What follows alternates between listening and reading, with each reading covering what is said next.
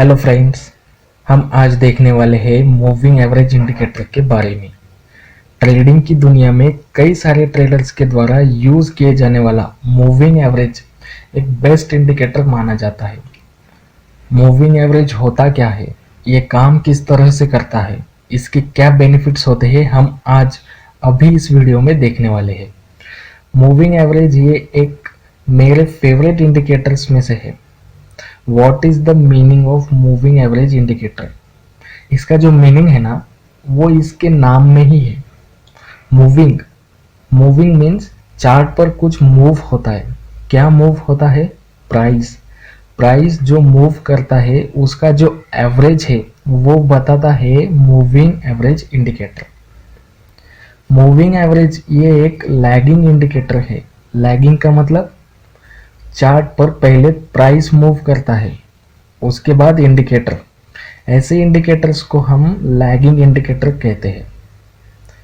Moving averages के कई type होते हैं, पर हमें सिर्फ दो टाइप्स के बारे में जानना है। पहला, मूविंग एवरेज, जिसको हम SMA मतलब सिंपल मूविंग एवरेज भी बोलते हैं, और दूसरा EMA जो है एक्सपोनेंशियल मूविंग एवरेज। हम दोनों को कुछ ही देर में स्टेप बाय स्टेप समझेंगे। उससे पहले, अगर आपको इस वीडियो से थोड़ी भी नॉलेज मिलती है तो इस चैनल को लाइक और सब्सक्राइब जरूर कर देना। फ्रेंड्स, मूविंग एवरेज की वजह से हमें चार्ट पे किन किन चीज़ों के बारे में पता चलता है। नंबर एक, सबसे पहली बात, हमें मूविंग एवरेज की वजह से ट्रेंड का पता चलता है, मार्केट अप ट्रेंड में है या फिर डाउन ट्रेंड में। नंबर दो, दूसरा ये कि मूविंग एवरेज की वजह से हमें मार्केट में सपोर्ट और रेजिस्टेंस बड़े आसानी से फाइंड होते हैं। तो सबसे पहले हम देखते हैं कि चार्ट पे मूविंग एवरेज को किस तरह से लगाते हैं। ये मैंने बैंक निफ्टी का डेली टाइम फ्रेम का चार्ट ओपन किया है। इसमें हमें इंडिकेटर में जाके टाइप करेंगे मूविंग एवरेज।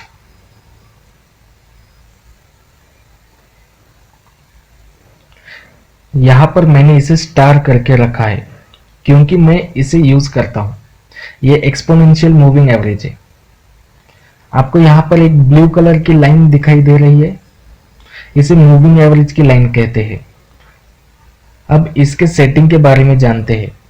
जब हम सेटिंग पे क्लिक करेंगे तो हमें ये विंडो दिखाई देगी। अब इसमें ये जो नंबर है 9, तो इसका मतलब है कि ये पिछले 9 कैंडल्स का एवरेज हमें दिखा रहा है।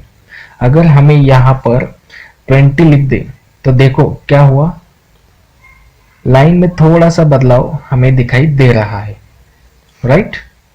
अगर हम 50 ऐड करें तो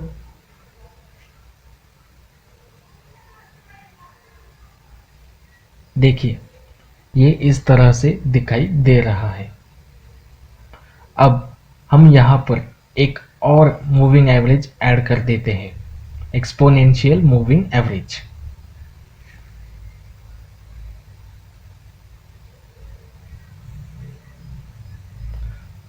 और इसे भी सेटिंग में जाकर 50 कर देंगे।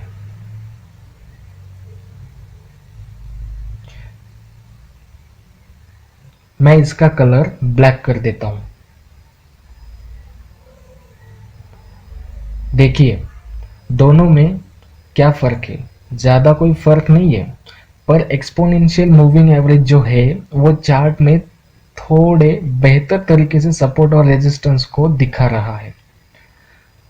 Moving average and exponential moving average में डिफरेंस यही है कि मूविंग एवरेज पूरे 50 कैंडल्स का एवरेज कैलकुलेट करता है, और एक्सपोनेंशियल मूविंग एवरेज 50 कैंडल्स में लास्ट कैंडल को जितना इंपॉर्टेंस देता है उतना इंपॉर्टेंस फर्स्ट कैंडल को नहीं देता है। बस दोनों में यही एक डिफरेंस है।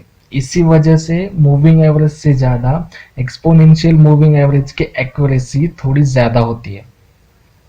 अब हम 15 मिनट के टाइम फ्रेम में देखते हैं। यहाँ पर देखिए कि चार्ट पर 50 डेज एक्सपोनेंशियल मूविंग एवरेज की मदद से हमें सपोर्ट और रेजिस्टेंस कितनी आसानी से फाइंड होते हैं।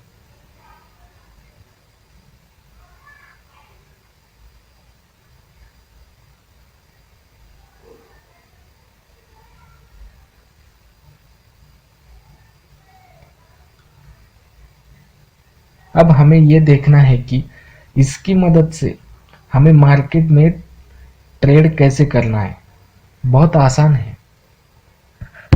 जब भी प्राइस मूविंग एवरेज के नीचे रहती है और ऊपर आकर मूविंग एवरेज से ही रिजेक्ट होती है, तो हमें यहाँ पर सेल करना है। यहाँ यहाँ यहाँ, ठीक है।